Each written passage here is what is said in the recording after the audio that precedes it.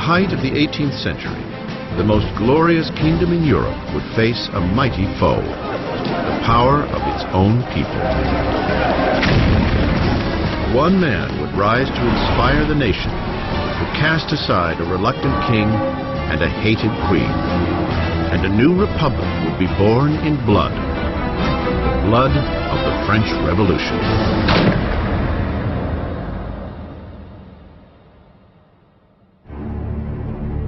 (1794), France's Conciergerie prison, an impenetrable fortress on the banks of the Seine River. Dank, rat-infested, it is known as Death's Antechamber. Inside, the voice of a young nation is about to be silenced. As his hair is shorn and his neck laid bare for the blade of the guillotine, Maximilien Robespierre prepares to pay for the cataclysm left in his wake. The explosion of events that became the French Revolution.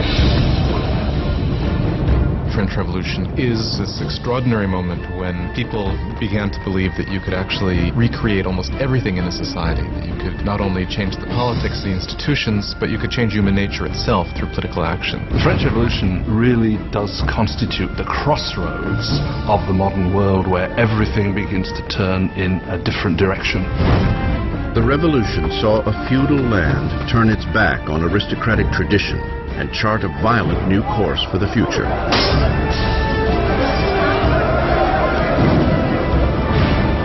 It would shake the very foundation of Europe, and its impact would be felt across the seas.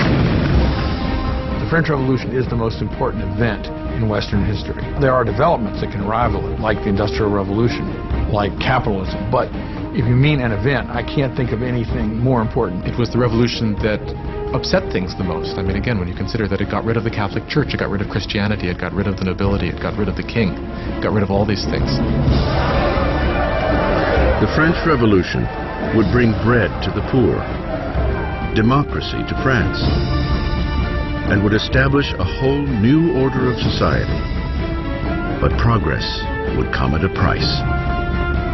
It was really a moment of extraordinary hope, extraordinary ambition, and then it turned into this most horrific tragedy.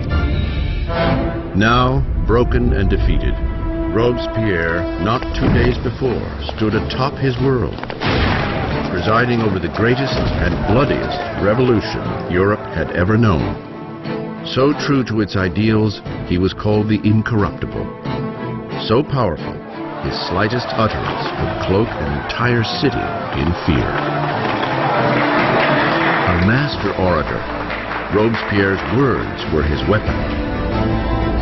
Now, silenced by a bullet to the jaw, he awaits the same swift and brutal end he has brought down upon so many others. The revolution is about to eat its own.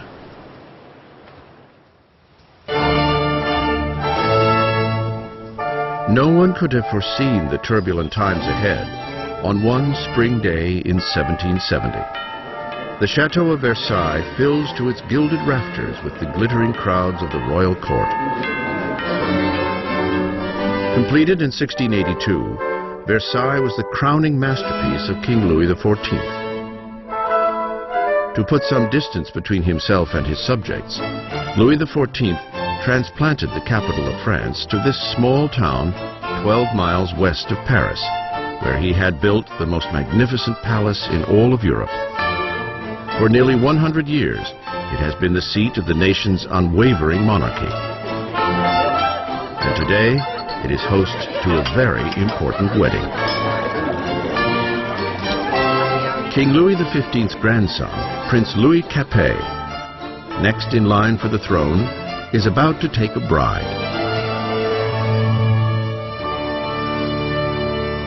Just 15 years old on the eve of his wedding, Louis Capet is bashful and hesitant, with few of the characteristics expected of a future king, much less a husband. Louis was this pudgy, shy, painfully inadequate 15-year-old with absolutely no social graces at all. Louis XV's mistress, Madame du Barry, called him a fat, ill-bred boy. Basically, he was just a schlub. It was very hard for Louis to come to decisions. He dithered incessantly. He was always ready to be persuaded by the last person he had talked to. Again, those are usually not considered good leadership qualities. Louis's marriage is a political union between Austria's royal family, the Habsburgs, and his own, the Bourbons. The wedding symbolizes the end of an ancient rivalry and the beginning of new regional ties. The young bride-to-be arrives in France, a wide-eyed and pretty 14-year-old girl, Marie Antoinette. Marie Antoinette is an Archduchess of Austria. She's the youngest daughter of the Empress Maria Theresa, and she comes to France as part of a marriage deal which represents a great reversal of alliances, whereby for the first time in living memory France and Austria become allies rather than enemies. Marie comes to France as a political gesture, but as a teenager she has little interest in political affairs. Well, when Marie Antoinette came to Versailles, she was very young. She didn't know a great deal about the country she was coming to. She didn't know about the customs. She didn't know about the court. She was certainly a headstrong girl, a very lively girl, but she was still a girl. When Marie Antoinette comes to Versailles, she is just a teenager. She is blonde with blue eyes. She is pretty, and she likes being attractive to people. And she comes with the intention of winning over her husband and her new family. On the night of the wedding, there is an ominous storm. But inside, the grandeur of the ceremony lights up the palace as the newlyweds make their way to the royal bedroom.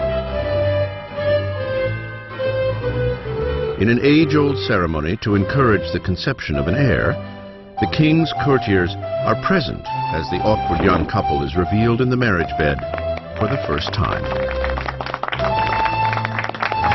The crowd is delighted and expectations are high. But once the curtains are drawn, it's clear that an heir will not be so easily produced. Louis was not only not interested in ruling, Louis wasn't particularly interested in loving either, and he paid her no attention on the first nights or even further into their marriage. Many years will pass before the marriage is finally consummated. The lack of an heir will soon spark gossip all across the kingdom that will continue to plague the couple for years to come. The grand wedding gala continues for days. But outside the gates of Versailles, there is hardly cause for celebration. Years of mismanagement by the monarchy have left the French people deprived and hungry. Nearly a decade earlier, King Louis XV lost the 7 Years' War, battling Great Britain over territory in North America. The ill-fated conflict all but bankrupted France of money and prestige, leaving the country's coffers drained, even as its population is growing bigger every day. With diseases like the plague a distant memory, fewer people are dying, but more and more of them are hungry. France grew from 20 million to 26 million in the 18th century after having grown only 1 million in the preceding 2 centuries. That put tremendous strain on what was there, and so there was a lot of anxiety. 4 years after the royal wedding, Prince Louis's grandfather loses his final battle with smallpox. Louis XV dies a defeated and unpopular king and leaves behind a country on the brink of chaos.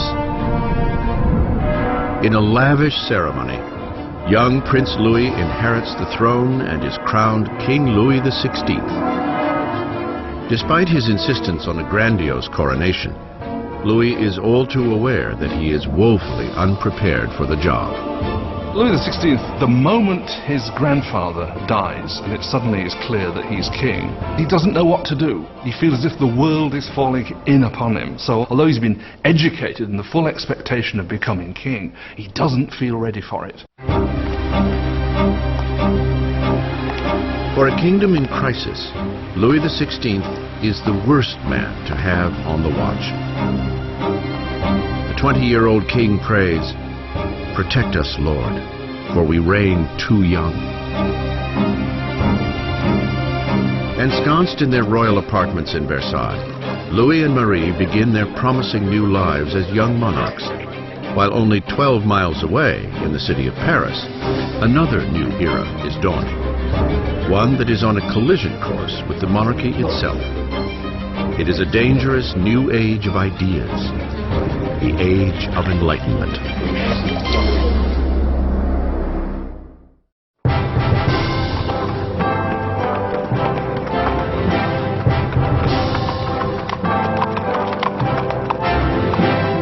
As the royal carriage approaches the esteemed Louis-le-Grand College, crowds gather for a glimpse of grandeur. It is a day to welcome the newly crowned king, Louis XVI, and his lovely Austrian wife to the city of Paris.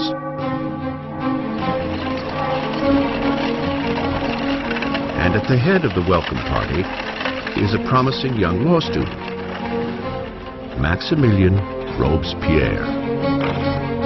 When Robespierre was a schoolboy, the king visited the college and Robespierre gave a Latin address to the king. So he actually spoke to Louis XVI when he was a teenager. As Robespierre respectfully delivers his Latin soliloquy, the king hardly notices the boy. But years later, their fates will again intertwine under very different, much darker circumstances. It was one of these rituals that take place in every school, and yet, of course, it was so charged with irony, because here you had the young Robespierre reading this discourse in honor of the man he would later kill. For now, the welcome is warm and the flattery sincere. The visit from the royals may have won the hearts of the people, but their minds are leaning increasingly in an entirely different direction. Since the Middle Ages, European society had been broken into three distinct classes, dictated by birth. There was a great divide between the wealth of the nobility and the clergy, and the poverty of the peasants. Then, at the blossoming of the 18th century, reason and science began to challenge this age-old tradition. Swept up on a current of innovation and new literature, Paris now radiates as the philosophical center of the world. The city pulses with a great flourishing of knowledge, a shining beacon of possibility. It is the age of enlightenment.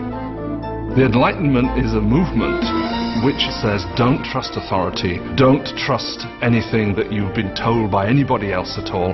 Think it out for yourself, test it for yourself. In old regime Europe, you were told what to think. You were given information from above by your rulers, by your priests. And so the idea that you could map out all of human knowledge and then have access to it was revolutionary. In elite salons across Paris, aristocrats gather to discuss Enlightenment authors and the burgeoning age of reason. Voltaire, Rousseau, fresh voices who champion liberty, control of one's own destiny, and above all, equality. The passion for this new literature is highest among the upper class, but as Enlightenment ideas take root at all levels of society, the drive for equality will begin to threaten the aristocratic way of life. What makes it dangerous is it means you will eventually question, why are aristocrats the ones with privilege? Can't we change the world to make it a better place? Isn't progress possible? All of that will eventually undermine the idea that monarchy is natural, aristocracy is natural, and hierarchy is natural. To see Enlightenment ideals in action, one need only look across the Atlantic, where the Americans are fighting for freedom from France's old nemesis, Great Britain. Young King Louis wants revenge for his grandfather's defeats, and he sees an opportunity in the American War of Independence.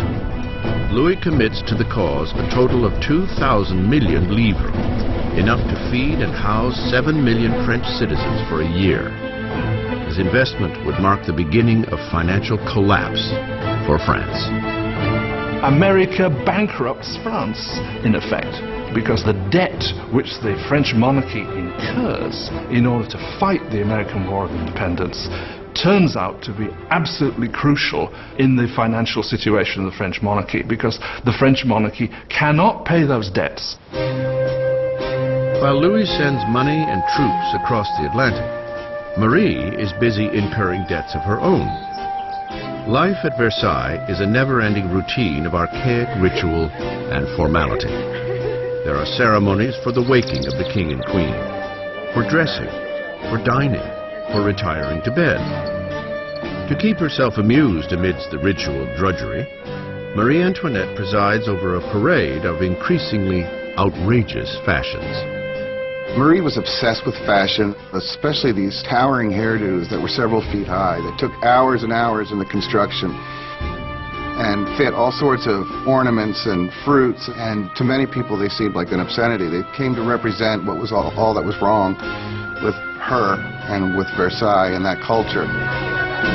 Marie occupies herself with court gossip, gambling, and the staging of plays. As her expenses accumulate, Marie earns the nickname Madame Deficit. Marie is given the name Madame Deficit as the country is in economic chaos, and she continues to spend as if nothing's happened on dresses and jewels and shoes, and she was the Imelda Marcos of her day. Of all the debts Marie incurs, the greatest is what she owes her country, an heir to the throne. In the 7 years since their marriage, Louis and Marie have yet to produce a child. Marie finds herself in an increasingly humiliating position. The job of the Queen is to produce a male heir. It's absolutely essential for there to be a son. And during that time, people criticize, people are dissatisfied, people say the king should never have married this Austrian archduchess, and now she can't even produce an heir to the throne. Marie is desperate. Louis's appetite for food is unquestioned, but sex is clearly not on the menu. Il y a toute une correspondance entre l'ambassadeur d'Autriche et la... Marie-Thérèse, the mother of Marie Antoinette, questioned, if a girl as gorgeous as my daughter cannot get him going, then what is going on? Qu'est-ce qui se passe? Louis XVI and his young wife were not able to conceive for 7 years. This cast a pall on the beginning of his reign, and because his hobby as a locksmith was well known, there were all sorts of salacious songs circulating to the effect that the locksmith was having a hard time finding the keyhole. Louis's disinterest in sex is seen as a lack of bravado as a king. Finally, after years of frustration and pressure from the court, Louis is diagnosed with a treatable condition called phimosis.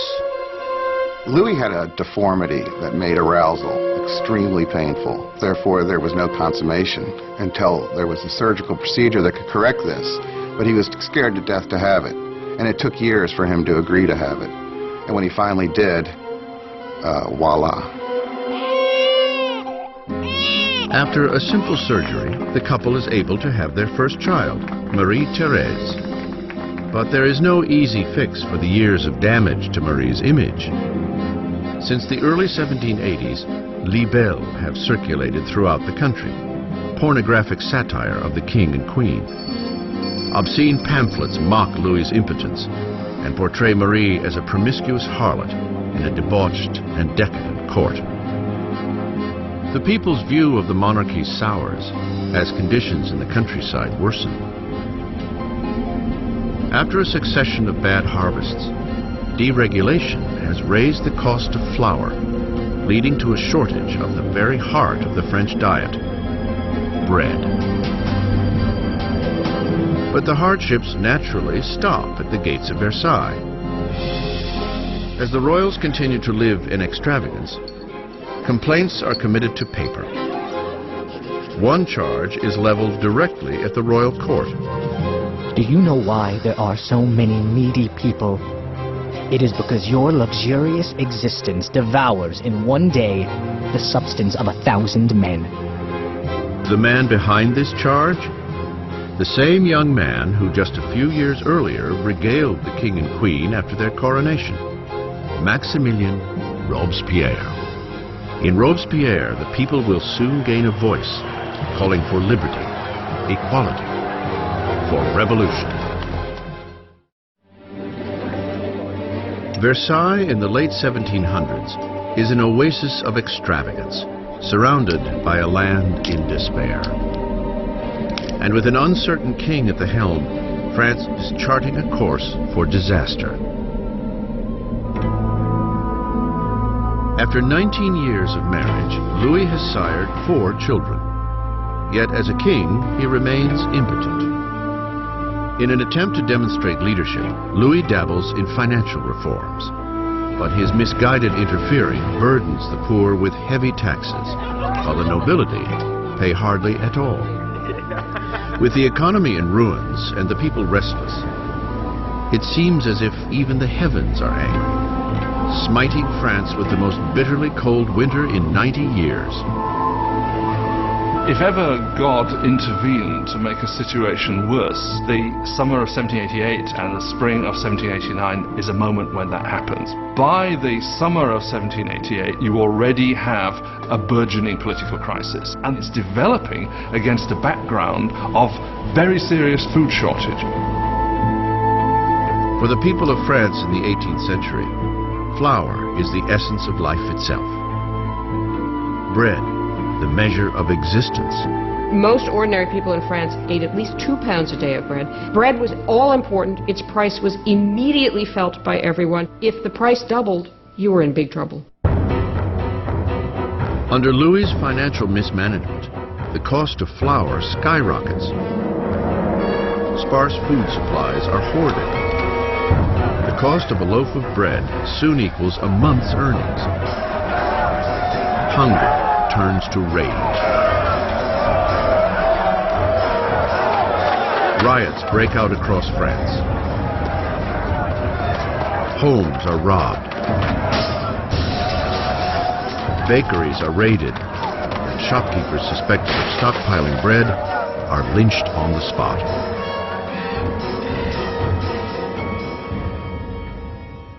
With the economy in shambles, the banks force Louis to hire a finance minister, Jacques Necker. An enlightened thinker, Necker is popular with the people in a way that Louis can only envy. Jacques Necker was undoubtedly the most popular minister throughout the spring of '89 because he's taken the line publicly in his writings that the government's duty is to make sure that there is enough bread and grain for everybody. The nation in fiscal crisis, Necker urges Louis to call a meeting of the traditional representative body of the kingdom, the Estates General. It is the first time the representatives have been called together in 175 years. France was politically organized in something called the estates. The first estate was the clergy, the second estate was the nobility, and the third estate was everyone else.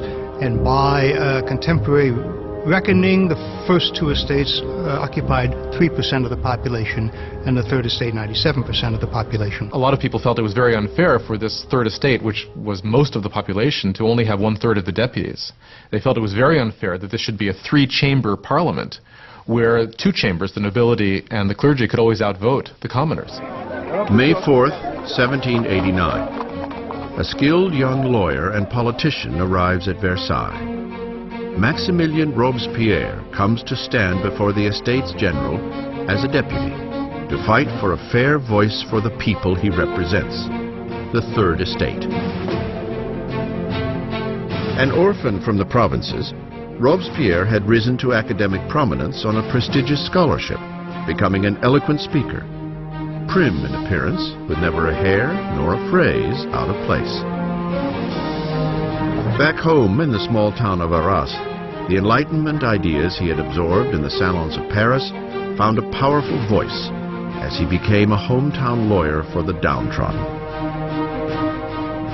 By the time he went back and started to practice as a lawyer, he was reading very widely in the Enlightenment. And Robespierre was someone who, when he was practicing law in Arras, tried to actually bring the ideas of the Enlightenment into the cases he was fighting.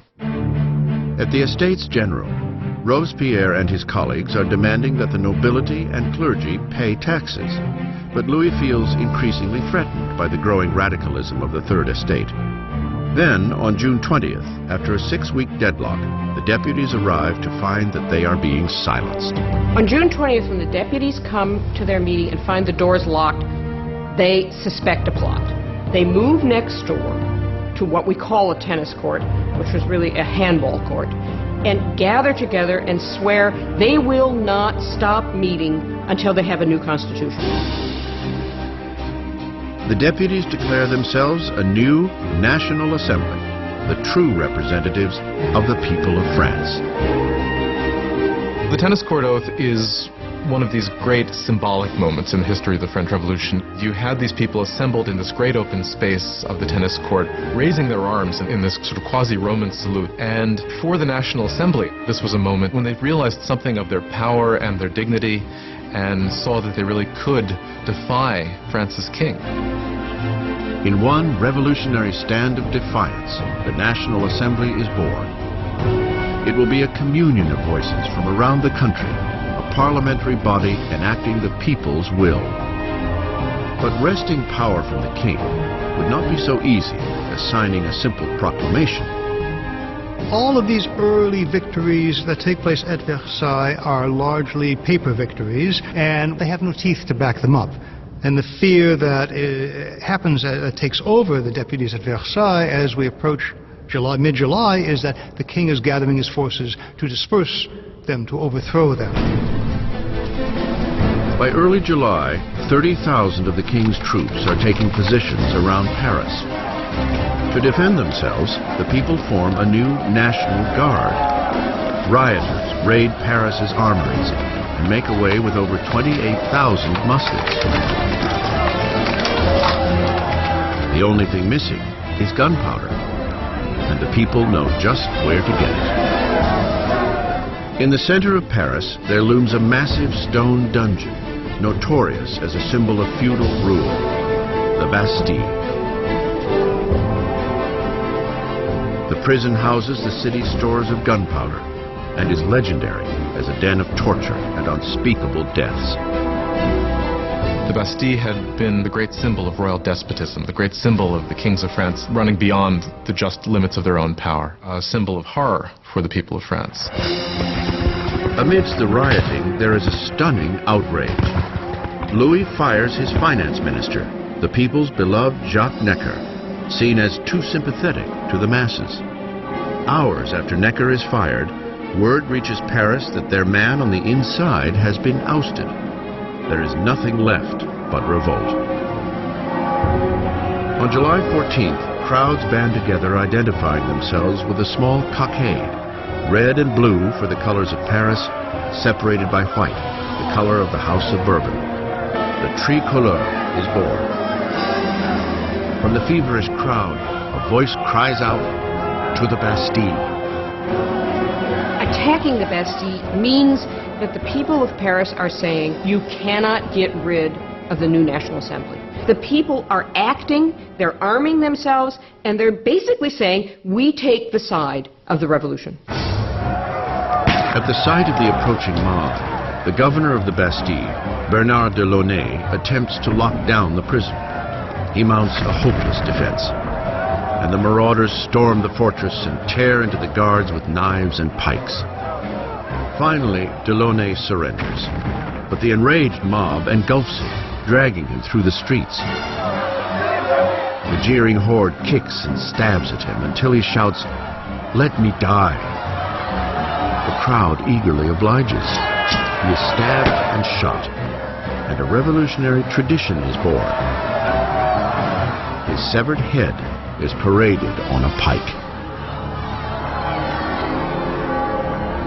The deputies in the National Assembly do not immediately condemn this act of violence. In fact, they accept it. And it was this acceptance of popular violence that, in some people's view, created a pattern that was to have catastrophic consequences for the unfolding of the revolution. With the smoke still clearing over the Bastille, Louis XVI returns from a hunting trip. In his diary under the date July 14th, 1789, he writes, "Nothing," a reference to his unsuccessful hunt. An aide interrupts and breaks the news of the riots and the fall of the Bastille. Louis XVI asks, "Is it a revolt?" "No, sire," he replies. "It is a revolution."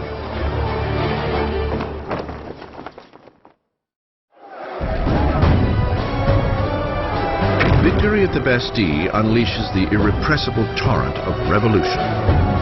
The people had defied their king and won. There would be no turning back. As a symbol of the defeat of tyranny, the people, men, women, and children, dig in with bare hands and tear the Bastille apart, brick by feudal brick. They are beginning to dismantle the past itself. The French went about the process of tearing down the Bastille as quickly as they could. In the absence of powerful explosives, this was done very painstakingly, but with a tremendous amount of vigor. And the bricks were given away, sold as emblems of the demolition of despotism. The energy of the streets invigorates the National Assembly. A charter is penned within days called the Declaration of the Rights of Man. Under this daring new document, archaic class distinctions are to be abolished, and all men considered truly equal. The Declaration of the Rights of Man was a declaration promulgated by the National Assembly, which said in its text that the sovereignty belongs to the people, belongs to the nation. The king is nowhere mentioned in this document. Therefore, by issuing this document, the Assembly was effectively seizing power for itself. With the new National Assembly as their voice, the citizens of France set out to change the very fabric of their world. They demand a constitutional monarchy, equal rights for all men, and justice under reasonable laws. To provide a greater voice for the call of revolution, Robespierre demands increased freedom for the press, long muzzled under the old regime. The resulting free press is spearheaded by L'Ami du Peuple, the people's friend, a fiery newspaper full of vitriolic rants and provocation. It is the brainchild of a former doctor, Jean-Paul Marat. After a string of unsuccessful careers, Marat found himself living in poverty, for a time finding shelter in the sewers of Paris. It was there he contracted a painful skin disease that now leaves him confined for long periods to a medicinal bath. A bitter and failed Marat finds in the revolution the perfect outlet for his venom. Jean-Paul Marat was just one of these professional malcontents. And unfortunately, revolutions do offer opportunity to professional malcontents. Marat took all of that bile, all of that resentment, and funneled it into a newspaper that became extraordinarily successful, L'Ami du Peuple. Marat was a man possessed of extraordinary anger. You just have to read the pages of his newspaper, The Friend of the People, to see this. In every issue, he displays a complete paranoid mentality. He sees plots everywhere. Everybody is plotting against the revolution, and the answer is very simple for him. The answer is blood. The answer is heads. Marat loathes the monarchy's relentless extravagance, even as poverty grips France, and needs only the slightest rumor to lambast the king and queen in his newspaper. On October 2nd, 1789, his anger boils over. Word reaches Paris that the king has thrown a party at Versailles, that the decadent royals threw the new tricolor flag, symbol of the revolution, to the ground and trampled it underfoot. Marat is enraged. He reports the insult in his paper, just as a new threat breaks. The king has again ordered troops to move into positions around Paris. With the coup at the Bastille still smoldering in the minds of the people, Marat frantically urges them to take action. People of Paris, it's time to open your eyes. Shake yourselves out of your torpor. Wake up. Once more, wake up. October 5th, dawn breaks to the furious ringing of bells. Women gather near City Hall to protest the shortage of bread. And now fear of the approaching royal troops mixes with anger as news of the king's offensive party circulates through the crowd. Soon, thousands are marching to Versailles, pikes and guns in hand. The women are taking their complaints to the king. The core of the crowd was made up of the famous poissardes, the fearsome fish ladies of the central markets, who were known for their brawny build and their fearlessness. They were equipped with large knives for scaling fish. They were hugely muscular because they carted boxes. You didn't want to tangle with these ladies. These are women of the poor quarters. These are poor women which are affected by the increased price of bread, by the scarcity of products, who suddenly begin to realize that they must act. It is quite extraordinary how these ordinary women, probably most of them couldn't even write their name, suddenly act as the protagonists of the historical process. Inside the palace, word of the approaching crowd of angry women reaches the Queen's chambers. Legend has it that it is at this moment that Marie Antoinette utters the most famous line she never said. Marie Antoinette did not say, "Let them eat cake." That is a myth. Marie Antoinette, unfortunately, probably never even noticed the poor people of her country long enough to make such a statement. As the mob of women gathers outside the gates, Louis understands that the revolution can no longer be ignored. It is being brought to his front door. He agrees to sign the Declaration of the Rights of Man, yet the crowd continues to grow throughout the night. By morning, 20,000 people are camped outside the royal palace. To close the centuries of distance between the king and his subjects, the angry mass demands that the king and queen move to Paris. Indecisive as ever, Louis is weak to respond. His hesitation would provoke a fury in the crowd and put the lives of the royal family in grave danger. When they don't get instant compliance with what they want, it really looks as if they're going to massacre the Queen.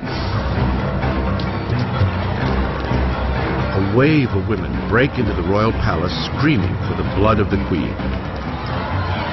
They massacre the guards, decapitate them, and impale their heads on pikes. They were like banshees screaming throughout the palace, "Give me her entrails, give me her head, I want a leg, I want an arm." I think that they had grown so frenzied that if they had encountered her, they probably would have torn her to pieces.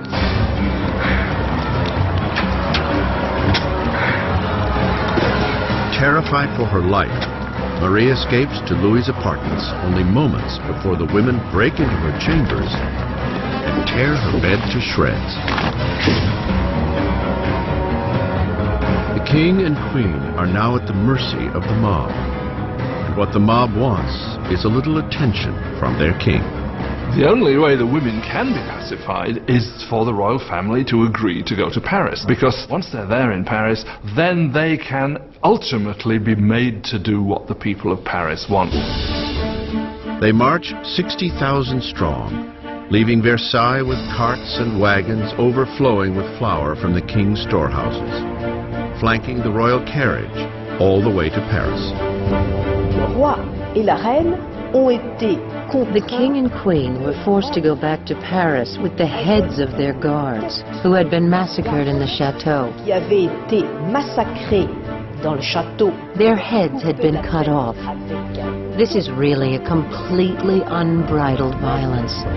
Dans un déchaînement. The heads were then made up with makeup and paraded at the head of the cortege, with the king and queen following. Devant la voiture du roi et de la reine. The king and queen must make their new home in the Tuileries Palace. They will never see Versailles again. Once the royal family moves to Paris, they are the prisoners of Paris. They know it. Everybody else knows it. There are great limits to what they can do or even dream of doing. They are the prisoners of the capital city, there's no doubt. Versailles is abandoned, and the assembly moves to Paris. Power is now with the people. France will have democracy, new laws, and a remarkable and unforgiving form of justice will make its debut on the revolutionary stage: the guillotine.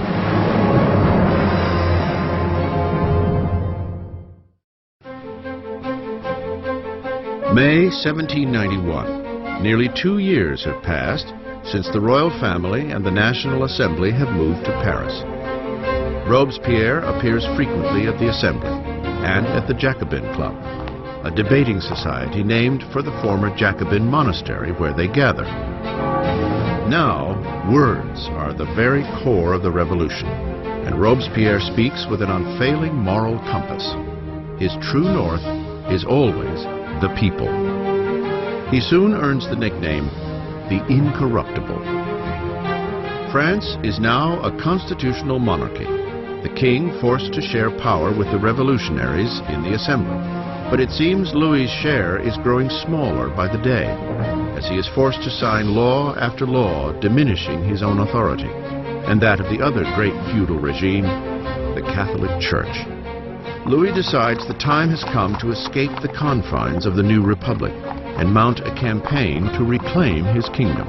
Louis had decided by 1791 that he needed to regain control of his country, and he knew he could only do that with the help of a foreign army. So the idea was to make a break from the Tuileries Palace and to head for the nearest border. June 21st, 1791. The king and queen disguise themselves as servants, and by cover of darkness, slip out from under the watchful eye of Paris. They make an ill-planned run for freedom. It is long past midnight when the royal family arrives in the small town of Varennes, some 100 miles east of Paris. They are close to the border of Austria, safety just a few miles away. But their dash to freedom will go no further.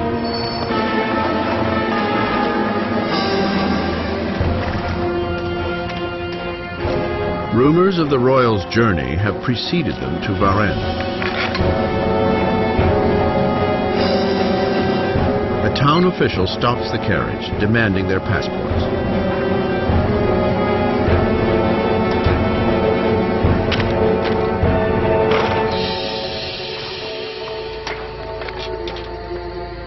The official's suspicions are confirmed. It is the signature of the king himself. The townsman is overcome at the sight of his king. But revolutionary guards nearby show no reverence for the fleeing royals. He keeps hoping that people will recognize him and there will be a kind of rebellion in his favor. And much to his horror and surprise, they are not ecstatic to recognize him. They see him as escaping, and basically he's arrested and taken back to Paris. The idea that the monarch had tried to abandon his people was psychologically catastrophic. That event really broke the bond between Louis and his subjects. Now they had not only a king who was superfluous, they had a king who was obviously a traitor as well. With the royal family official turncoats to the revolution, power shifts from Louis, now a prisoner king, to the revolutionaries at the Assembly. At the very heart of the young revolutionary government is Robespierre. He shines at the podium, calling for liberty, equality, and fraternity. He demands universal suffrage and an end to slavery in the French West Indies. And most passionately, he rails against the death penalty, because in the new age of enlightenment, Robespierre wants to discard all remnants of the medieval past. Europe had inherited a macabre repertoire of execution techniques from the Dark Ages. Unremittingly cruel deaths by drawing and quartering, hanging, drowning, and burning at the stake. Well, under the old regime, there was a whole panoply of very gruesome punishments, and decapitation was punishment reserved for the nobility. And one of the things that the revolution wanted from the start was to have everybody equal in death. They wanted symbolically to have the same punishment available for anyone. Despite Robespierre's opposition, a new killing machine takes center stage in Paris. Physician-inventor Joseph Ignace Guillotin devises a ruthless beheading machine,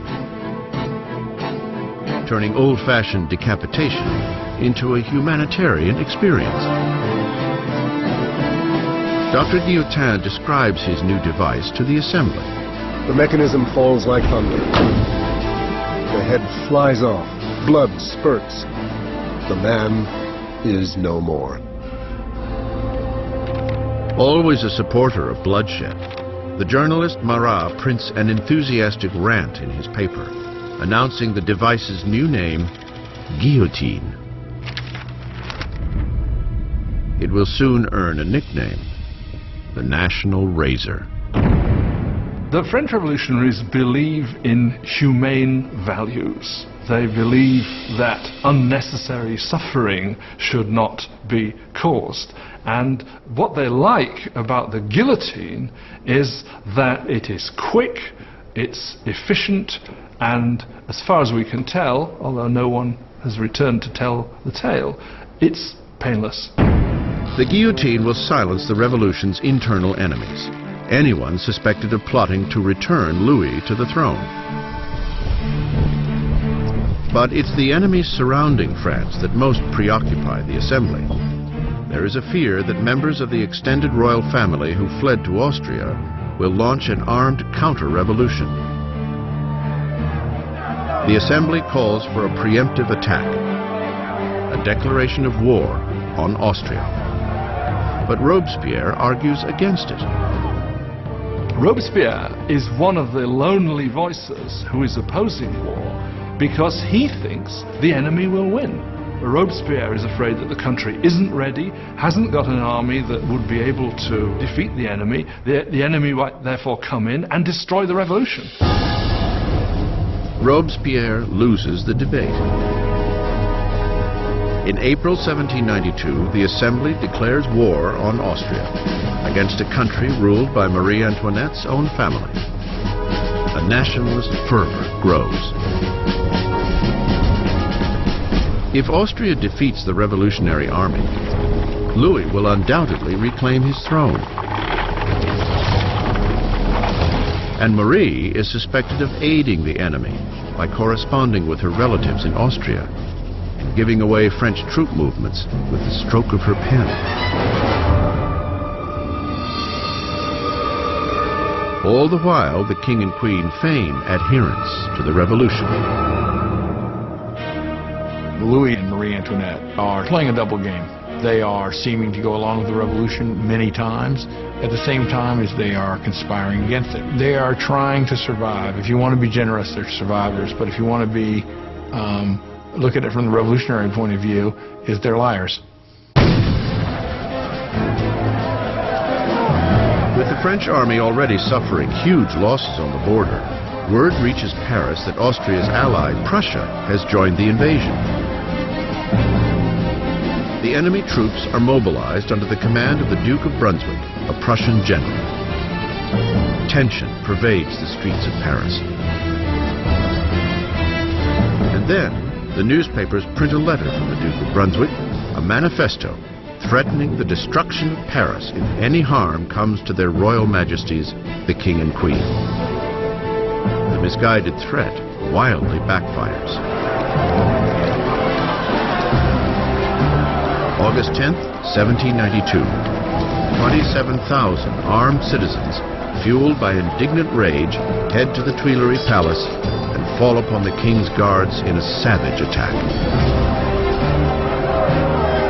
By the end of the day, over 800 from both sides are dead. The king flees to safety in the assembly, but the monarchy is no more. Louis is officially stripped of his title. The French Republic is born. The blade of the guillotine is christened with the blood of Louis's remaining guards.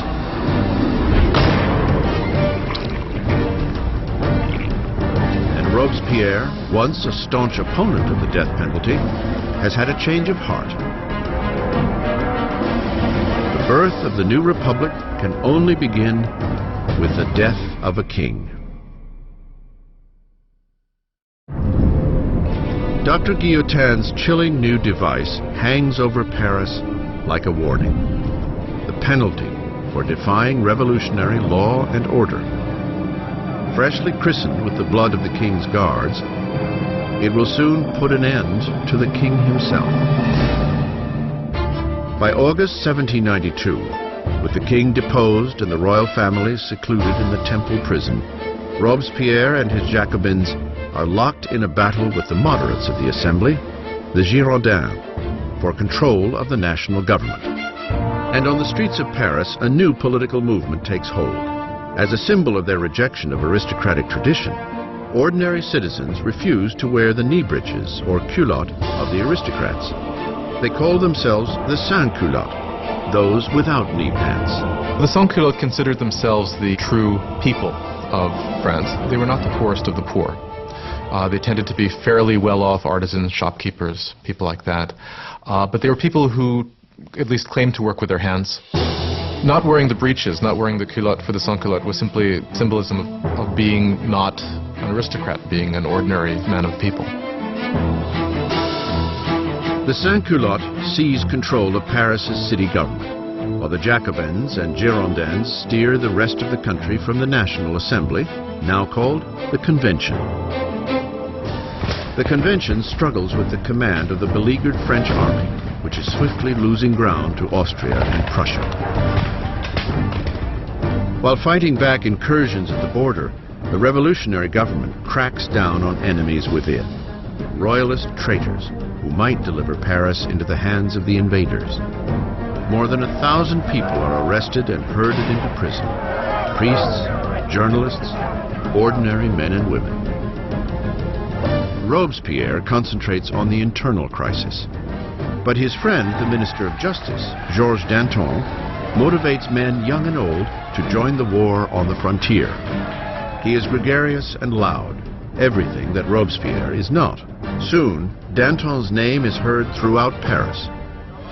Danton is a bigger-than-life character, a man full of life, full of bombast, tremendous drinker and debaucherer, who, though he's from the educated classes himself, is a guy who, unlike Robespierre, can physically identify with the working people in a way that Robespierre simply cannot. As the enemy closes in, Danton's fiery rhetoric mobilizes the people, inspiring many to take to the battlefront. At one of the moments of greatest peril for the revolution, the Austrian and Prussian armies are invading. He gets up in front of the people of Paris and shouts, "De l'audace, encore de l'audace, toujours de l'audace, et la patrie est sauvée." Boldness, more boldness, forever boldness, and the fatherland is saved. He's really one of the people who manages to rally the country against the invader. It's an extraordinary moment. With so many able-bodied men leaving for the front, Paris is left defenseless, its jails bursting with political prisoners. An unsettling fear floods the city. The growing mass of prisoners may be impossible to contain. Marat puts out a bloodthirsty call for revolutionary citizens to descend upon the prisons and slaughter all inside. The foreign armies were advancing on Paris. Had they linked up in Paris with these bitter enemies of the revolutionaries in the prisons, of course, then the results would have been fairly horrific from the standpoint of the people.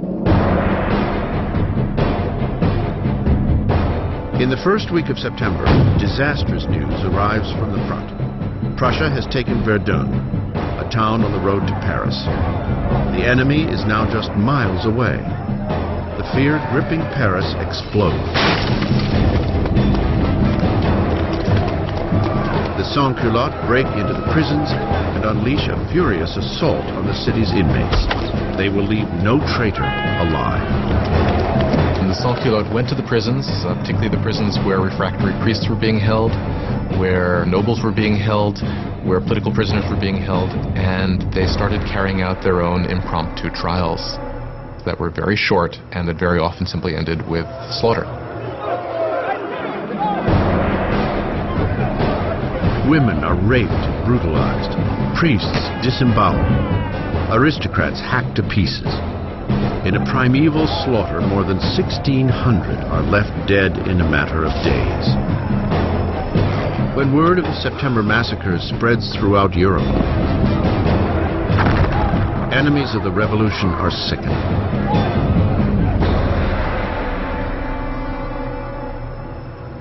Across the English Channel, the London Times gives voice to the revulsion. Are these the rights of man? Is this the liberty of human nature? The most savage, four-footed tyrants that range unexplored Africa rise superior to these two-legged Parisian animals. The revolution has taken an inalterable turn. Even Robespierre understands that things have gone too far, that the people cannot manage the revolution on their own. They need guidance, an iron hand. And with the power of his words, the incorruptible rises to the forefront as the man who will guide the revolution.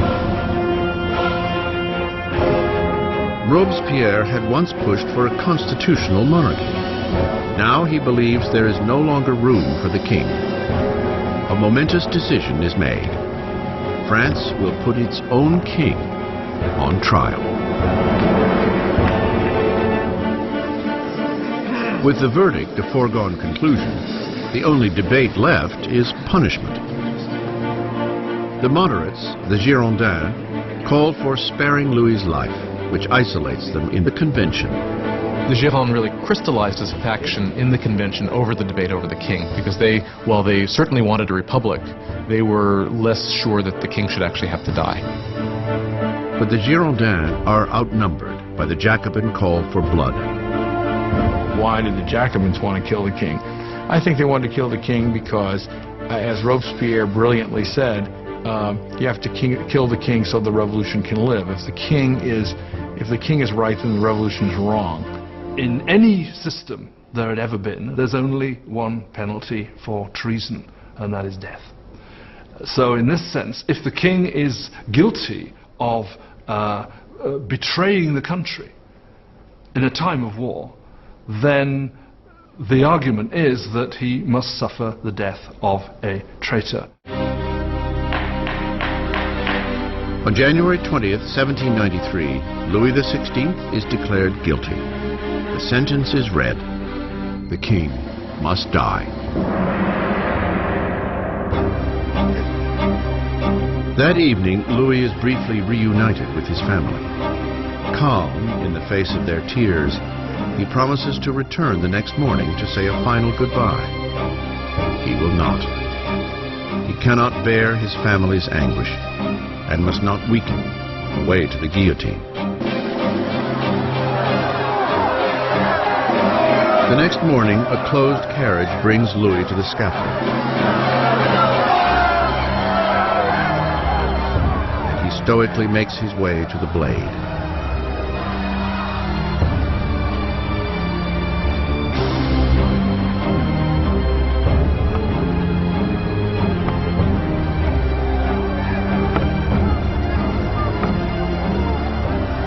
He attempts to give a speech.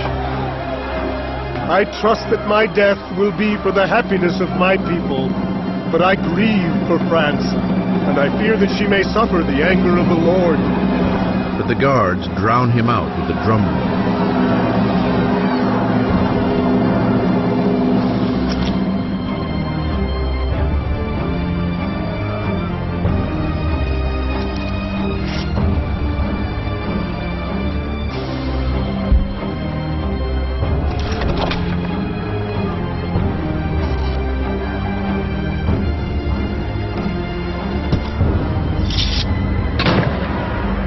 At 10:22 a.m., the man who once was king is no more. In the temple prison, Marie hears the cannons fire, heralding the death of her husband. She collapses in despair. The king's blood is spilt, the revolutionaries victorious. But the enemies of the revolution will soon claim a victory of their own. Their target? The man who is calling for so many heads to roll, Jean-Paul Marat.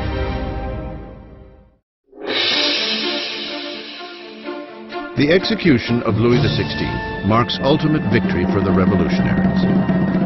A pivotal moment when a young nation, the French Republic, is literally born in blood.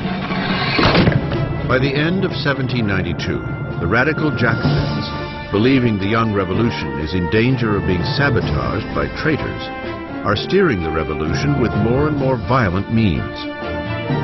But the Girondins, representing the people of the French countryside, want to slow the ascending violence for fear it will lead to civil war. Their most vocal opponent, Jean-Paul Marat, strikes back at the Girondins with furious tirades in his newspaper, naming those he believes are plotting against the revolution. Marat, who once called for the execution of 200, now demands 200,000 heads fall. When you look at Marat's journalism, it's got one basic principle, which is be more extreme than anybody else and call for people to be killed. If you look at Marat's journalism all the time, he's saying, if only we chopped off a few heads, then things will be all right. And when things aren't all right, if only you chop off a few more heads, things will be all right. Suddenly, people in Paris begin to massacre people. And Marat is the first to claim credit for that. But the radical movement hasn't taken hold everywhere. People outside of Paris are furious at the spiraling brutality of the Jacobins and call for an end to the bloodletting. And the message reaches the lovely Charlotte Corday, an unassuming yet determined young woman from the provinces. Charlotte Corday is an average person in the city of Caen. She's appalled by the killing that's going on there, and she, perhaps rightly, considers Marat one of the chief authors of that. He's been instrumental on the radical side of the revolution. His Ami de Peuple is still calling for heads. July 13th, 1793. Charlotte Corday arrives in Paris. She knows that the friend of the people has an open-door policy at his home, where he can be found at nearly any hour soaking in his medicinal bath. Corday comes on the pretense that she carries a list of traitors, those collaborating with foreign armies to put an end to the revolution. Marat asks for the list, promising Corday that the traitors will be guillotined the next day. Having given him that, she then produces a poignard, a little stiletto, and stabs him in the chest.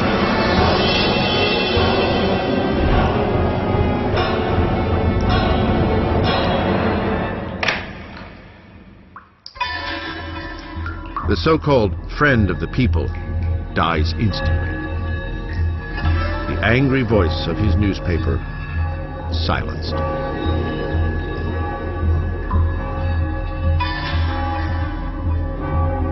When the revolution turns bloodthirsty, it's very easy to say it was his fault. And that, of course, is what those who hated him or feared him did say, and that's one of the reasons why Charlotte Corday actually murders him in 1793, because she regards him as responsible for many of the bloody atrocities that have actually occurred. Corday makes no attempt to escape. At her trial, she is unrepentant. What did you expect to achieve in assassinating Marat? Peace. Now that he's dead, peace will return to my country. Charlotte Corday is swiftly executed, and her dream of peace dies along with her. She has killed Marat the man, but she has created Marat the legend, his death most famously depicted by the revolutionary painter Jacques-Louis David. He became a martyr. He became a kind of almost religious figure. You had people offering up prayers that went, "Heart of Jesus, Heart of Marat." You had these scenes at his funeral where the bathtub in which he was murdered was sort of put up on the altar, almost as if it was a kind of crucifix. If you look at David's painting of Marat's death, Marat's body is draped in precisely the same way as the body of Christ is depicted in classic representations of the Pietà, the descent from the cross. So clearly there's an identification of Marat with Christ, with Marat representing the new kind of God of the radical republic. Robespierre is envious of the adoration lavished upon Marat, but ever the pragmatist, he turns his attention to pressing matters at hand. Because though Marat is dead, there are still others calling for blood, royal blood. The Conciergerie, death's dark antechamber. 8 months after the execution of her husband, and just days after the killing of Charlotte Corday, Marie Antoinette is jailed here, in a hideous cell, utterly alone.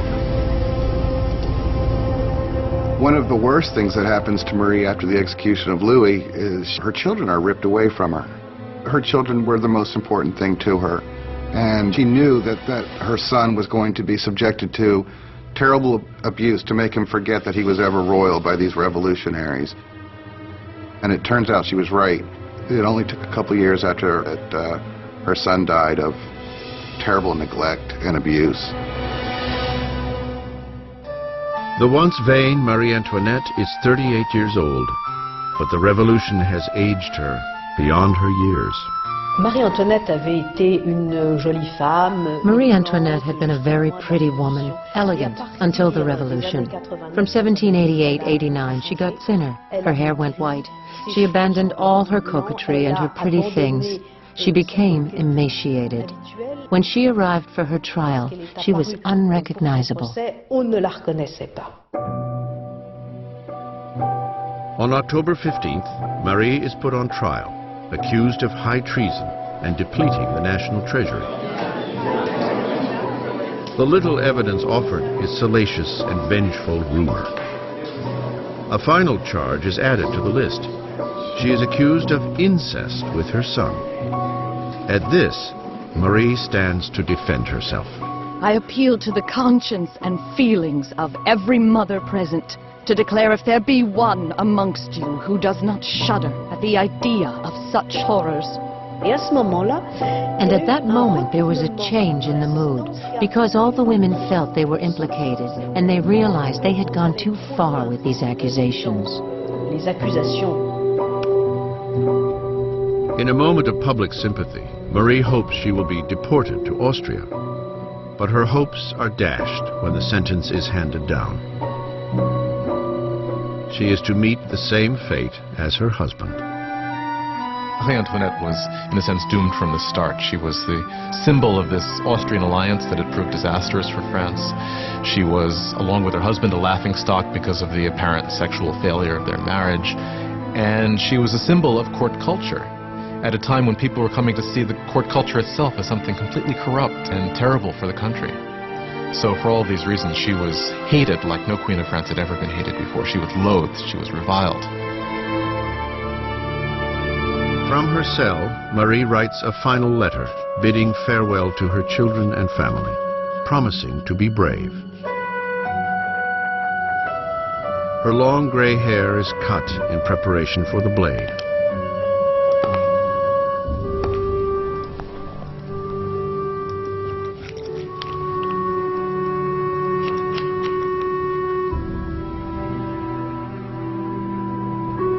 Her hands are tightly bound. As she is escorted from the prison gates, she expects a carriage. Instead, there awaits a common criminal's cart. She hopes when she's taken off to execution that she's going to get the same treatment that the king got, meaning she would be in an enclosed carriage so that the crowd couldn't get her, but they just put her in an open wagon where people would shout all sorts of things, horrible threats at her. A shadow of the sovereign she once was, Marie Antoinette maintains a queenly dignity as she is paraded through the streets of Paris.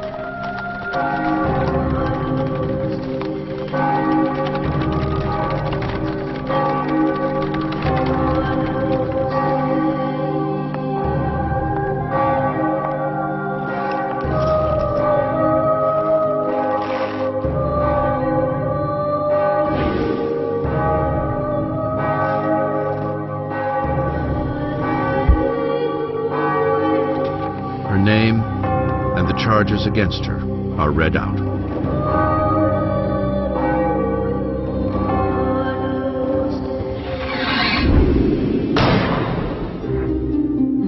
last Queen of France is dead. Several days later, following countless more executions, a member of the National Convention notes the pointless waste of life as one after another of his colleagues are lost to the guillotine.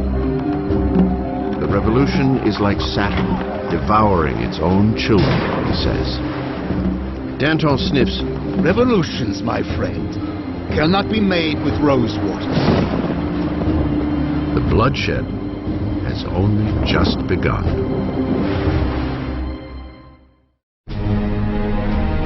September 1793. 4 years into the revolution, and France is being torn apart. There is violent insurrection in the provinces, and huge losses in the faltering war against Europe.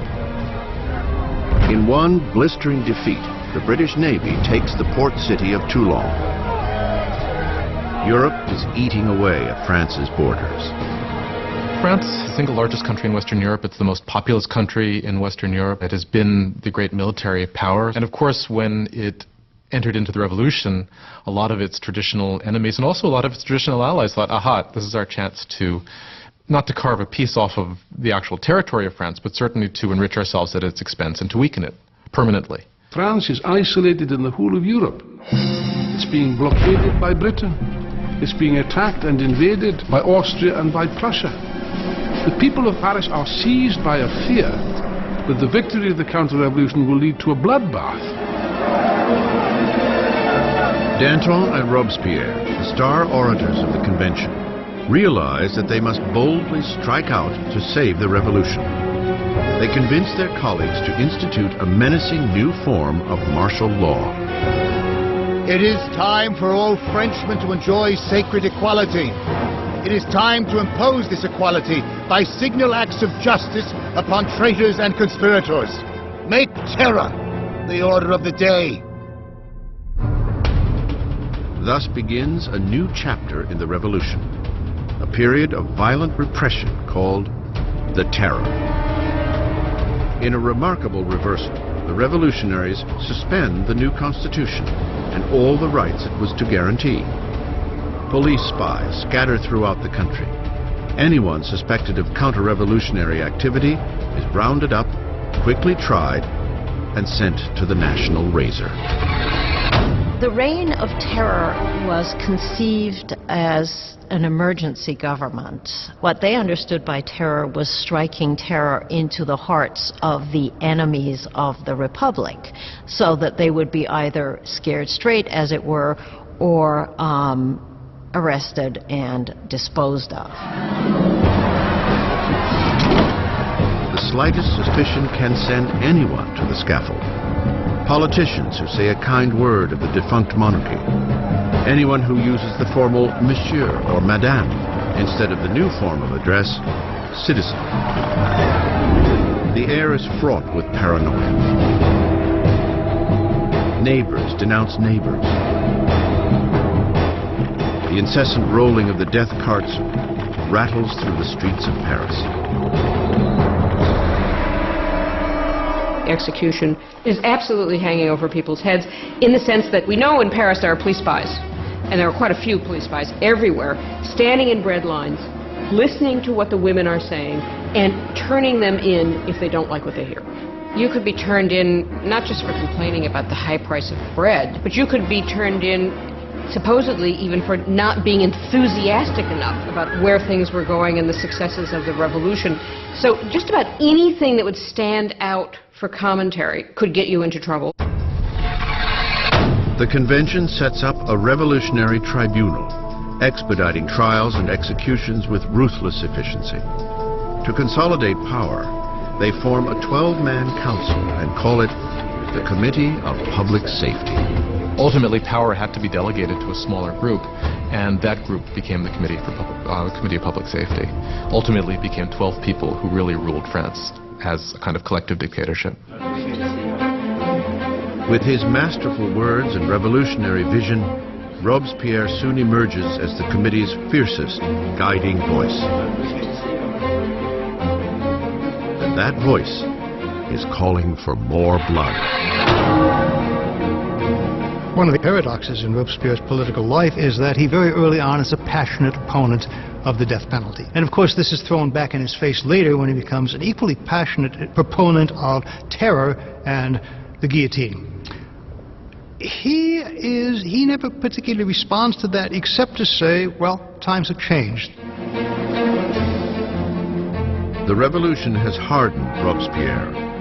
Once an impassioned supporter of a free press, he now reinstates censorship, a vestige of the old regime. And with the church already under attack, Robespierre stands idly by as one of the most radical revolutionaries. Jacques-René Hébert proposes a new agenda: de-Christianization. When the crisis of the war and internal rebellion is at its height, people begin to say the root of all the problem is priests, is religion. And what we've got to do, if we're ever going to be safe against the enemies of revolution, is destroy the power of the Catholic Church.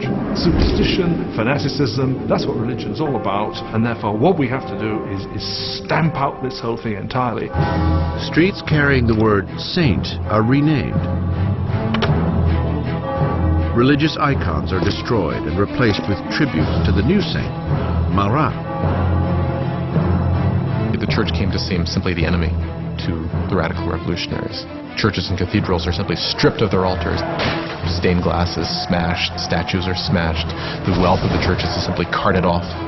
Of course, for European opinion, this was something even more shocking than the death of the king.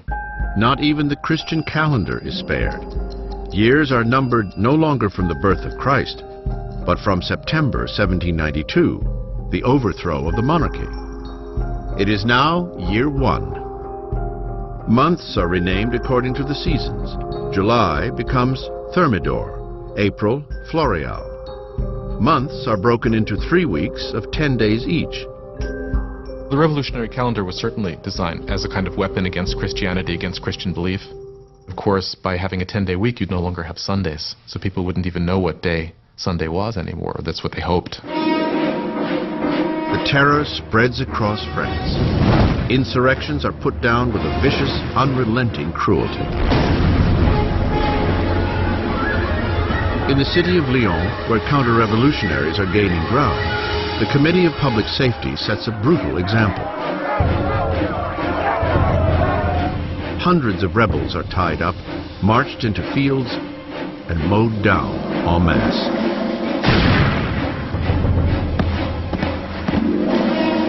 A region called the Vendée, in the west of France, has also become a counter-revolutionary stronghold. Rebels and priests are tied together and packed onto boats that are then mercilessly sunk. Up to 100,000 people are killed in the Vendée alone. In Paris, the blade falls at an ever more frantic pace.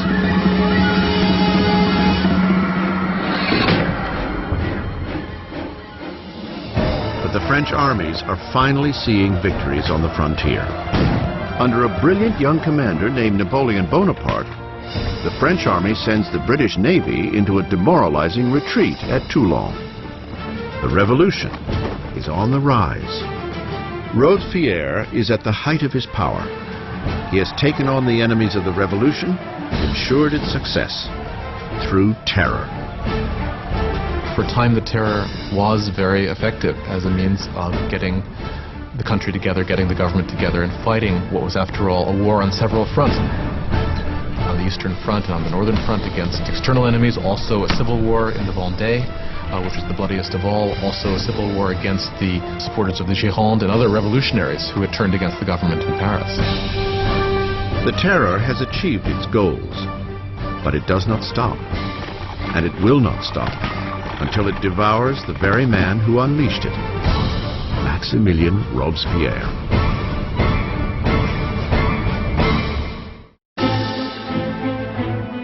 With the blood of the terror, Maximilien Robespierre has rescued the revolution. An invigorated army is repelling attacks at the border, and internal dissent has been all but crushed. At the height of his success, Robespierre dreams up a loftier goal yet: to use more terror to mold a new kind of society, a republic of virtue. By virtue, he means civic virtue. It's an active principle for Robespierre. For example, you cannot be a virtuous citizen by simply obeying the laws and keeping your head down. You must actively be involved in the work of the state, and that includes for Robespierre destroying the enemies of the state. On February 5th, 1794, Robespierre gives a speech outlining his philosophy.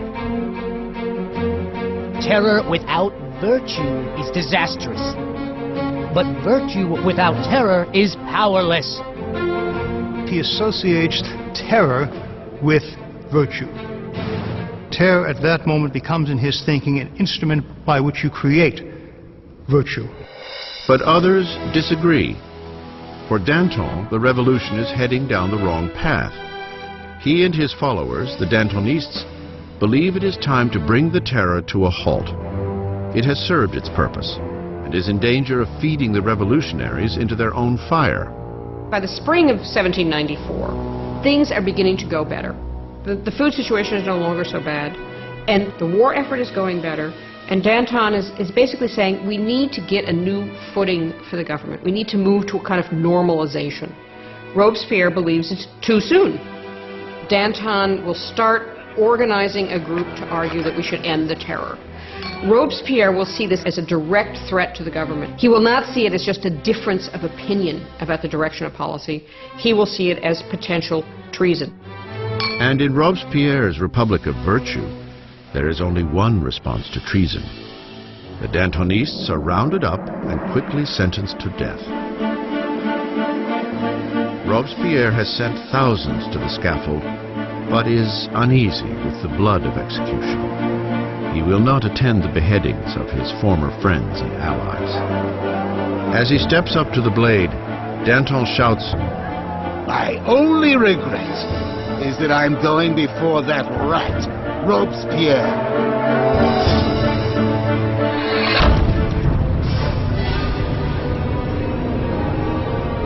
With the Dantonists out of the way, Robespierre launches France into an even bloodier, more horrifying period.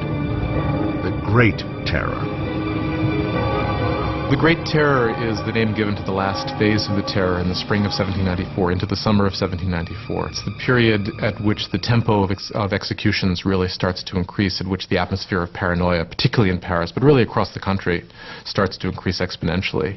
You can track the number of executions until it's up to almost 800 per month in Paris, towards the end even more. Paris's executioner is busier than ever. But on June 6, 1794, the roll of the carts comes to a halt. The guillotine hangs silent. Robespierre has declared a new religious holiday, the Festival of the Supreme Being. He wants to replace the old Catholic god with a new one, the goddess of reason. One thing about Robespierre is that he never supported these atheist policies. He believed that people needed a divinity to believe in. And he helped sponsor this cult that was called the Cult of the Supreme Being, with this extraordinary tableau in Paris in, I believe it was June of 1794, which had choirs of people dressed in white singing. You had this kind of papier-mâché mountain that was built in the center of Paris. And then at the critical moment of the ceremony, you had Robespierre himself sort of emerging on the top of this mountain, clad in a toga, and marching down. And I think at this moment, a lot of people felt, all right, who does he really think he is? Does he think he's God here? Does he think he's the king? As the Great Terror spirals on, Robespierre's colleagues see the Festival of the Supreme Being as his departure from the realm of reality. There are those who think that Robespierre really has reached so extreme and so unreasonable a position that they can't turn back, that his fanaticism has somehow overtaken him, and there are those who think he's just gone nuts. Once again, Robespierre's suspicions turn to those closest at hand. On June 27th, now the 9th of Thermidor, he appears before the convention and delivers a speech of threats. It is the last speech he will ever give. Robespierre makes a tactical error. He comes in and announces that he has a new list of enemies of the Republic, but he won't give the list. Therefore, everyone is afraid they might be on the list, and when he comes back the next day to give the list, he is arrested before he can speak. An unexpected chorus of voices shouts Robespierre down. He is stunned into silence. The deputies declare him an outlaw and immediately remove him from the convention. Robespierre and several of his associates are taken to City Hall, where they remain under watch for the night. Shots ring out in the early morning. Guards race to the second floor. They fling the doors open to a grisly scene. One of Robespierre's allies has thrown himself from the window. Another has taken a pistol to his head. And Robespierre is found semi-conscious with a bullet wound to the face, his jaw shattered from an apparent suicide attempt. Robespierre spends his last hours on the table of the Committee of Public Safety, in the very room where he had piloted the terror to its hideously bloody peak. As he is ridiculed and insulted by his former colleagues, Robespierre is unable to respond. The Grand Master of Oratory has been silenced. In the conciergerie, where the last Queen of France had preceded him, Robespierre is prepared for the national razor. His cellmate, the revolutionary Saint-Just, points to a painting of the rights of man and declares, "At least we did that." Robespierre had spearheaded a revolution and changed the face of France. He had reordered society and engineered a bloody and tyrannical system to ensure its success. But he was destined to be one of its final victims.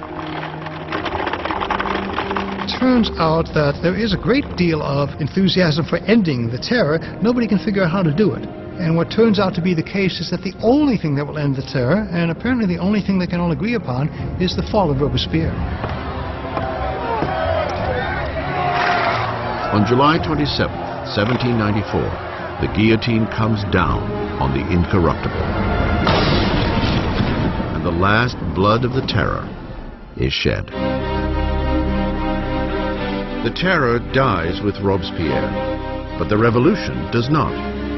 The rights of man, democracy, the new republic, the accomplishments of the revolution would far outlive any of the revolutionaries themselves.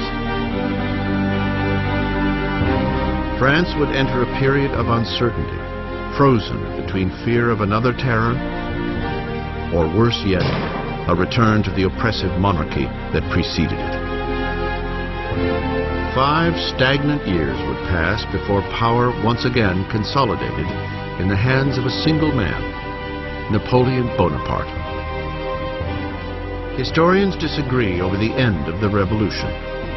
Some believe it died with the rise of Napoleon.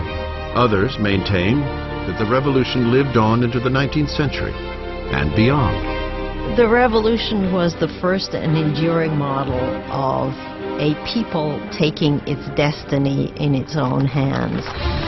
The idea that the subjects of the oldest, the most established, the most glorious monarchy in Europe could decide to completely rewrite their history was something that had extraordinary resonance. The revolution tore apart the old feudal fabric of Europe and forever changed the course of Western civilization. The question raised by the French Revolution is how much violence is justified in achieving a better society. Do people have the right to overthrow what they see as an unjust system, to replace it with what they are convinced in their hearts is a more just system? How much violence is justified in doing that? We still face this question today. As Robespierre and his colleagues were driving their country into the future, many of them must have wondered what the final outcome would be. More than 200 years after the birth of the French Republic, the ghost of Robespierre hangs over revolutions from Russia to Vietnam, China to Latin America, The French experiments with democracy have inspired models all over the world. Wherever tyranny takes root, the cry for justice is eternal. For liberty, equality, fraternity. For revolution.